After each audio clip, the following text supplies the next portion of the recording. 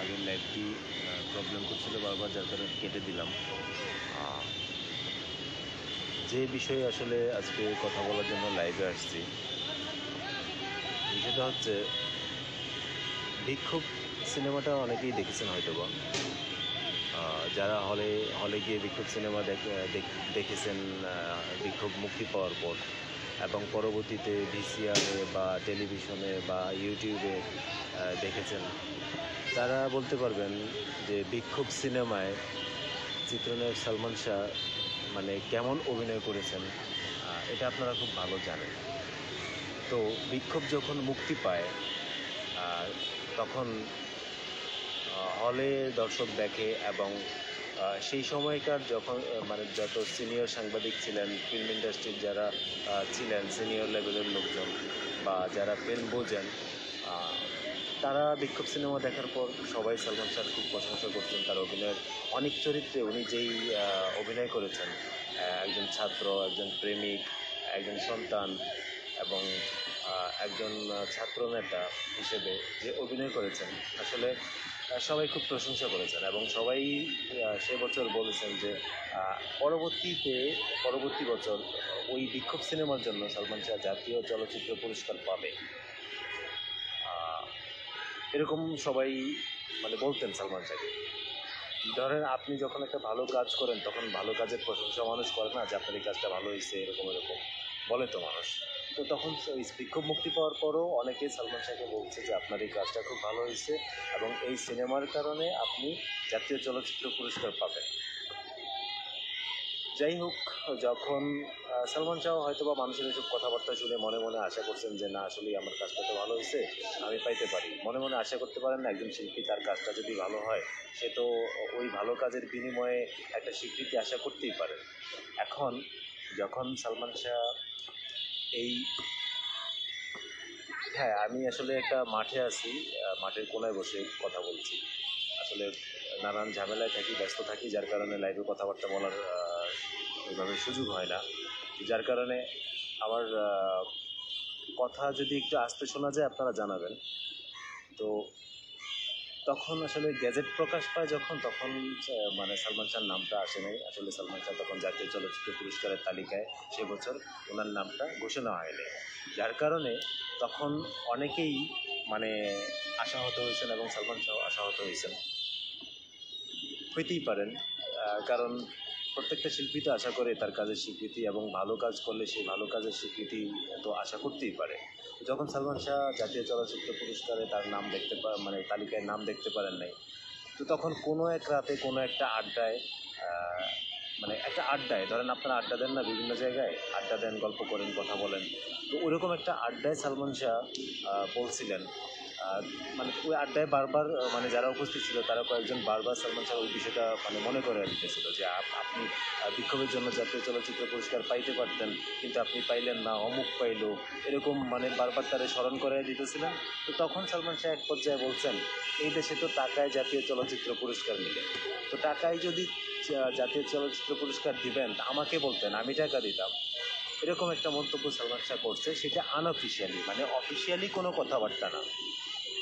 হয় না যে আমরা এক জায়গায় আড্ডা দিতে বসলে অনেক ধরনের কথাবার্তা বলি, অনেক কিছু বলি, তো সেটা তো আসলে অফিসিয়াল কোনো কথাবার্তা না। সালমান শাহ কোনো মিডিয়ার কাছেও ইন্টারভিউ দেওয়ার সময় এই ধরনের কথা বলে নাই, বা কোনো মিডিয়াতে এরকম কথা বলে নাই, বা কোনো মানে অফিসিয়ালি কোনোভাবে মানে উনি এই কথা বলে নাই যে টাকায় জাতীয় চলচ্চিত্র পুরস্কার মিলে, এবং যিনি পাইছেন উনি টাকা খরচ করেই পাইছেন। মোট কথা উনি ওনার ক্ষোভটা প্রকাশ করছেন, মানে ওই সময় পুরস্কার না পাওয়ার পরিপ্রেক্ষিতে।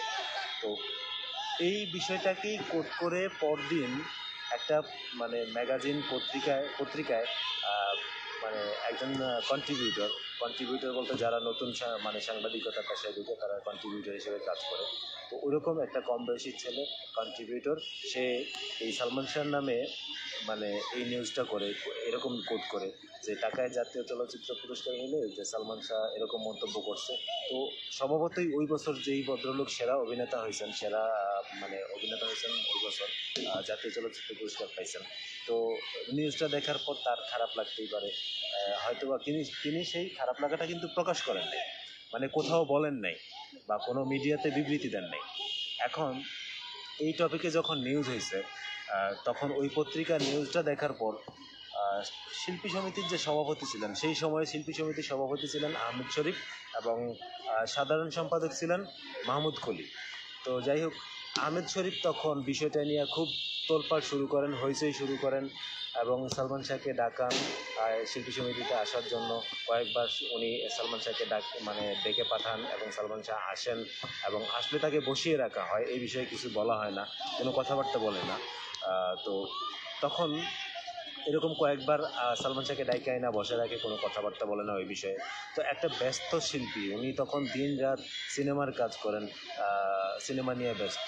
এমনও দিন গেছে উনি একই দিনে 3টা সিনেমার কাজ করছেন, একই দিনে, সকাল দুপুর সন্ধ্যা বা গভীর রাত পর্যন্ত বা সারা রাত পর্যন্ত উনি সিনেমার কাজ নিয়ে ব্যস্ত ছিলেন। তো ওই সময় ওনার একটা শিল্পীরে ডাইকে আইনা বসায় রাখা, তার সময় নষ্ট করা, তো এগুলি নিয়ে সালমান শাহ আসলে খুব বিরক্ত ছিলেন। তো যাই হোক, তো এই বিষয়টা নিয়ে সালমান শাহর ওই মন্তব্য নিয়ে কোনো সিনিয়র শিল্পী বা কেউ কিন্তু শিল্পী সমিতিতে অভিযোগ দেয় নাই। অভিযোগ না দেওয়ার প্রেক্ষিতেও আহমেদ শরীফ বিষয়টা নিয়ে চরম হুলস্থুল করেন এবং হইচই শুরু করেন এবং উনি নিজ উদ্যোগেই বারবার সালমান শাহকে ডাকেন এবং বিচার বসান। সালমান শাহ কেন এই কথা বলছেন, এই ঔদ্ধত্যপূর্ণ কথা সালমান শাহ বলতে পারে না, এটা সেটা নানান ধরনের কথা বইলা তখন এরা তখন সিনিয়র কিছু সিনিয়র অভিনয়শিল্পী যারা ছিলেন তাদেরও কিছু ইন্ধন ছিল, যদিও সেটা বোঝা যায় নাই, পরবর্তীতে হয়তো বা বিভিন্নভাবে বিভিন্ন মন্তব্যে বোঝা গেছে। তো সালমান শাহকে তখন তারা 2 সপ্তাহের জন্য বয়কট করে। সালমান শাহকে কিন্তু 2বার বয়কট করা হয়েছে ফিল্ম ইন্ডাস্ট্রিতে। একবার এই শিল্পী সমিতি সালমান শাহকে নিষিদ্ধ করছে 2 সপ্তাহের জন্য, আর আরেকবার 18 সংগঠন বা 19 সংগঠন ফিল্ম ইন্ডাস্ট্রি, তারা মিলে কিন্তু তখন সালমান শাহের 1 মাসের জন্য নিষিদ্ধ করছিল। এবং সেটা সালমান শাহ মারা যাওয়ার আগের সময়টা, সালমান শাহ যখন মারা গেছে সেপ্টেম্বরে, সেই সময়টাই কিন্তু সালমান শাহ ফিল্ম ইন্ডাস্ট্রি কর্তৃক নিষিদ্ধ ছিল। যেমন আমরা দেখি শাকিব খানকে নিষিদ্ধ করা হয়েছে বা পরবর্তীতে আমরা দেখেছি। তো এইরকমই আর কি, ফিল্ম ইন্ডাস্ট্রির যে নোংরামি এবং নোংরা রাজনীতি, সেইটার চরম শিকার হয়েছিলেন সালমান শাহ, শুধুমাত্র এই কারণে যে একটা তরুণ মিডিয়াতে আসছে, কাজ করতেছে, ফিল্ম ইন্ডাস্ট্রিতে কাজ করতেছে, তারে সবাই পছন্দ করতেছে, খুব তাড়াতাড়ি দর্শকপ্রিয়তা পেয়ে গেছে, মানুষ তারে খুব পছন্দ করে, তার সিনেমা পছন্দ করে। এবং সেই যে যাত্রাপালা ঢঙে যে সিনেমার ডায়লগ ডেলিভারি দেয়া, এই রংচঙা কাপড় চোপড় পরে নায়করা অভিনয় করে, সাদা জুতা, সাদা প্যান্ট, সাদা শার্ট, এইভাবে যে অভিনয় করা, এই জিনিসগুলো তখন সালমান শাহ এই বিষয়টা ভেঙে দিচ্ছে একদম আইসা। তো আসলে একজন তরুণ অভিনেতার এরকম উত্থান এবং একজন ফ্যাশন সচেতন নায়ক, তার এই উত্থানটা তখন সিনিয়র অনেকেও মেনে নিতে পারে না, যার কারণে ওই সময়ে এই বিষয়টা কাজ করছে। দুঃখিত, ওইদিকে সম্ভবত মশার ঔষধ স্প্রে করতেছে, যার কারণে একটা শব্দ আসতেছে। আপনারা আমার কথাগুলো একটু হেডফোন দিয়ে প্রয়োজন হলে শুনে নিন পরবর্তীতে। তো এখন বিষয় হচ্ছে, তখন এই একটা অজুহাত দেখিয়ে সালমান শাহকে কিন্তু নিষিদ্ধ করা হয় 2 সপ্তাহের জন্য। সালমান শাহ এমন এক নায়ক, তখন চরম ব্যস্ততম নায়ক, দিন রাত তার শুটিং থাকে, ডাবিং থাকে, মিটিং থাকে, তিনি সিনেমার শুটিং করেন, খুব ব্যস্ত সময় পার করতেছেন তখন। তো এইরকম সময়ে যখন একটা শিল্পীকে 2 সপ্তাহের জন্য নিষিদ্ধ করা হয়, তখন সেই মানুষের মানসিক অবস্থা কী হয় এবং তার যে পরবর্তী কাজের শিডিউল, সেই শিডিউলটাও তো নষ্ট হয়। তো এইভাবে এই একটা তুচ্ছ কারণে তাকে আহমেদ শরীফ শিল্পী সমিতির সভাপতি ছিলেন, তার উদ্যোগে, তার এই তার কর্মকাণ্ডের কারণেই তিনি নিজে উদ্যোগী হয়েই তখন এই বিষয়টা নিয়ে বিচার সালিশ বসান শিল্পী সমিতিতে এবং সালমান শাহকে 2 সপ্তাহের জন্য নিষিদ্ধ করান। তো যাই হোক, আসলে যেই শিল্পী তখন জাতীয় চলচ্চিত্র পুরস্কার পাইছেন সেবার, সেই শিল্পী কিন্তু কোনো লিখিত অভিযোগ শিল্পী সমিতিতে দেয়নি, বা অন্য কেউ তার হয়ে শিল্পী সমিতিতে কোনো লিখিত অভিযোগ দেয়নি, কোনো অভিযোগ দায়ের করেনি। কিন্তু ওই পত্রিকার ওই নিউজের কারণে মানে পত্রিকা যে ওই মানে আনঅফিসিয়াল বক্তব্যকে নিউজ হিসেবে প্রকাশ করছে, সেই নিউজের কারণে আহমেদ শরীফ মানে তুমুল হইচই শুরু করেন এবং বিচার সালিশ বসায় তারপরে সালমান শাহকে নিষিদ্ধ করেন। এটা হচ্ছে আর কি মূল কাহিনী। সালমান শাহকে প্রথমবার যখন নিষিদ্ধ করা হয়, ওনাকে কিন্তু ফিল্ম ইন্ডাস্ট্রিতে দুইবার নিষিদ্ধ করা হয়েছে।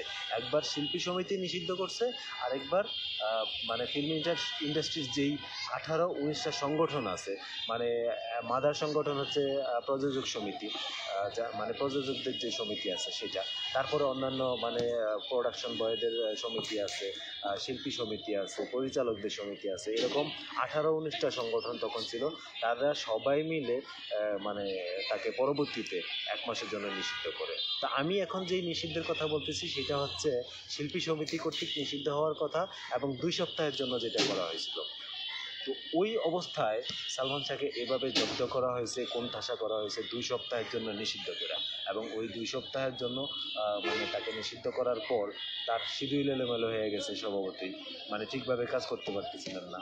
যদিও পরবর্তীতে বিষয়গুলি সমাধান হয়েছে, কিন্তু এই যে তাকে নিয়ে নোংরামি শুরু, মানে নোংরা রাজনীতি শুরু শিল্পী সমিতি কর্তৃক, এইটার নেপথ্যে অন্যতম ভূমিকা রেখেছেন আহমেদ শরীফ। গতকালকে অনেকে হয়তো বা মানে শিল্পী সমিতিতে এফডিসিতে প্রোগ্রাম হয়েছে, মানে যারা শিল্পী ছিলেন, যারা এফডি ফিল্ম ইন্ডাস্ট্রি যারা মারা গেছেন, তারা কি বলে তাদেরকে স্মরণ করা হয়েছে। তো ওই স্মরণ সভায়, ওই শোক সভায় অনেক শিল্পী কালকে উপস্থিত ছিলেন। দেখলাম আহমেদ শরীফও অনেক কথাবার্তা বলতেছিলেন, এবং সালমান শাহকে যে ওই 1 মাসের জন্য নিষিদ্ধ করা হয়েছিল দ্বিতীয়বার, সেই বিষয়টা বললেন। কিন্তু প্রথম যে উনি 2 সপ্তাহের জন্য নিষিদ্ধ করছিলেন শিল্পী সমিতি কর্তৃক, সেটা কিন্তু উনি এড়িয়ে গেছেন, বলেন নাই। ওই নিষিদ্ধ করাটা কিন্তু উনিই করছেন।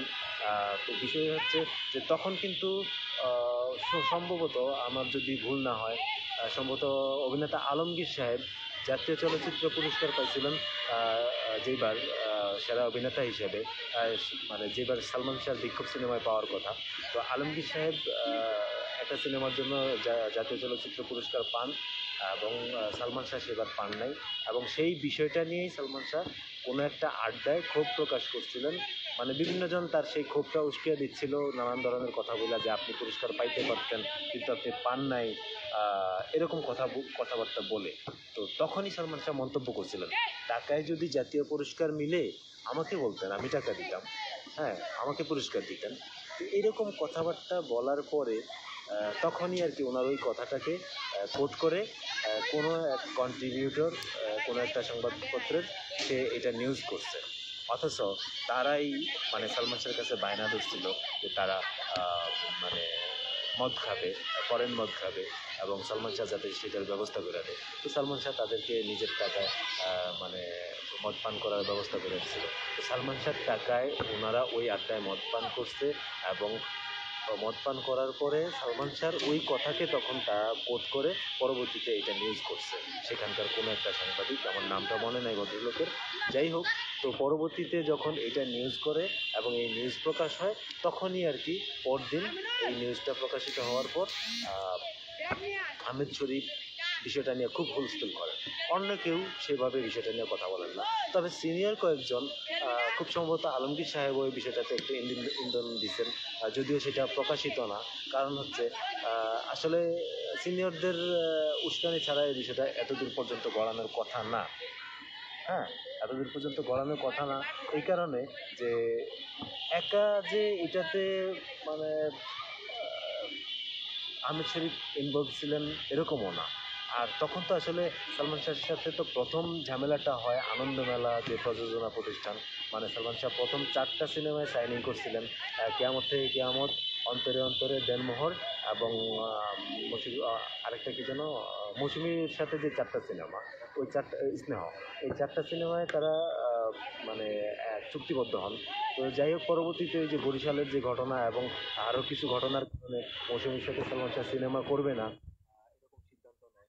তো পরবর্তীতে এই কারণে ওই আনন্দমেলা মানে প্রযোজনা প্রতিষ্ঠান, যেটার কর্ণধার ছিলেন সুকুমার রঞ্জন ঘোষ এবং নেপথ্যে ছিলেন আজিজ মোহাম্মদ ভাই। তো সেই প্রযোজনা প্রতিষ্ঠান থেকে অনেক সিনেমা প্রযোজনা করা হয়তো, যার কারণে মানে ওই ঝামেলার কারণে আনন্দমেলার সাথে পরবর্তীতে সালমান শাহর অবনতি হয়, সম্পর্কের অবনতি হয় এবং উনি ওই প্রযোজনা প্রতিষ্ঠান থেকে আর সিনেমা করবেন না এরকম ঘোষণা দেন। ওই ঘোষণার পরেই কিন্তু ইন্ডাস্ট্রিতে সালমান শাহর শত্রুর সংখ্যা বাড়তে থাকে। আনন্দমেলার ওই ক্যাচাল, পরবর্তীতে মৌসুমীর সাথে সিনেমায় অভিনয় না করা, স্বাধীনের সাথে জুটি বেঁধে অভিনয় করা, এইসব কারণে মূলত সালমান শাহর সাথে একটা মানে রেষারেষি সম্পর্ক শুরু হয় অনেকের।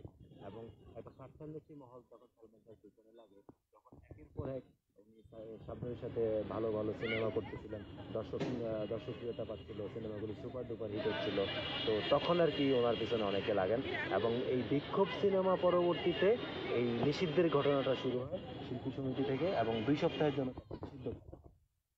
এটা হচ্ছে মূলত মূল কাহিনী। প্রথমবার যখন আর দ্বিতীয়বার যখন 18-19 সংগঠন মিলে তাকে নিষিদ্ধ করেন 1 মাসের জন্য, সেই ঘটনাটা নিয়ে আমি আরেকদিন বলবো, আরেকদিন চেষ্টা করবো বিষয়টা বলার জন্য, সবার সাথে শেয়ার করার জন্য। আসলে এই প্রজন্মের অনেকেই অনেক কিছু জানে না, মানে সালমান শাহ তখন ইন্ডাস্ট্রিতে কত রকমের রাজনীতির শিকার হয়েছেন।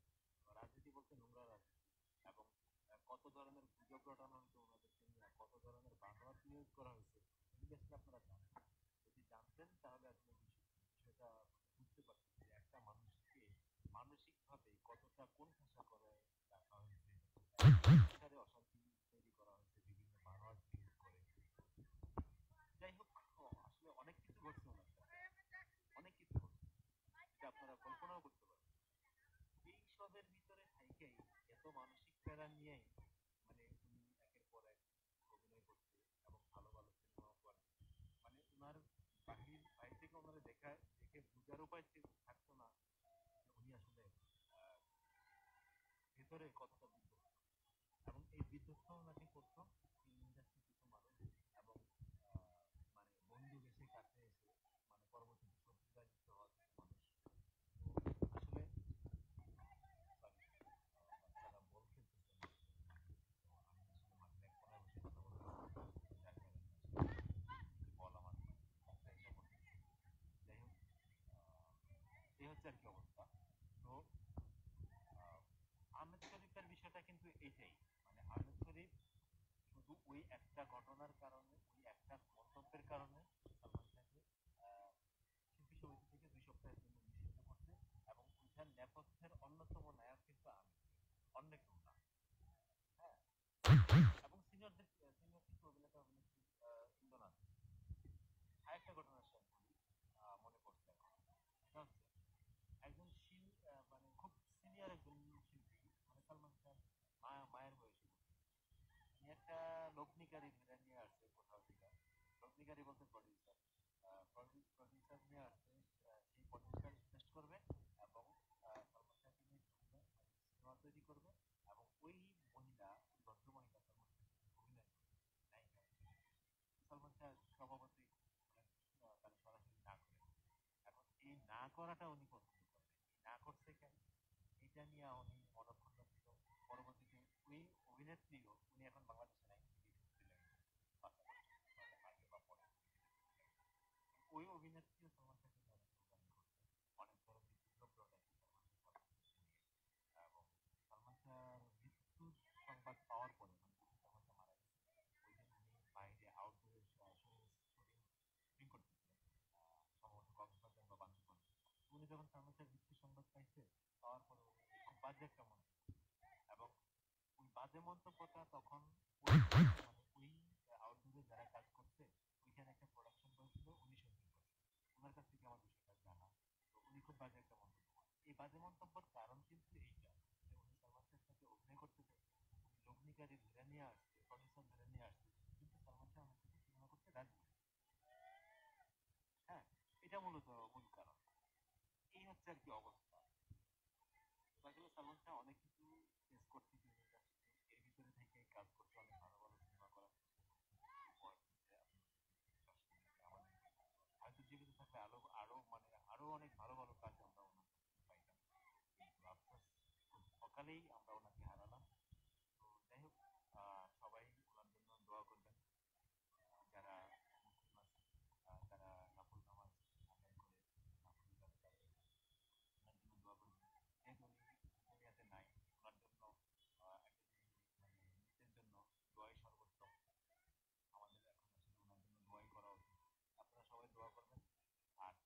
শরীফের বিষয়টা কিন্তু এইটাই। উনি গতকালকে দ্বিতীয়বার যে বয়কট করা হয়েছে, নিষিদ্ধ করা হয়েছে 1 মাসের জন্য, সেটা বলছেন। কিন্তু আগের বার যে 2 সপ্তাহের জন্য শিল্পী সমিতি কর্তৃক নিষিদ্ধ করা হয়েছিল এবং সেটা ওনার কল্যাণে উনিই করছেন, করাইছেন, এবং সেটা কিন্তু উনি গতকালকে বলেন মিডিয়ার মুখোমুখি যখন হয়েছে, উনি ওই ঘটনাটা কিন্তু এড়াই গেছে বলেন। যার কারণে আজকে আমি এই কথাটা বললাম।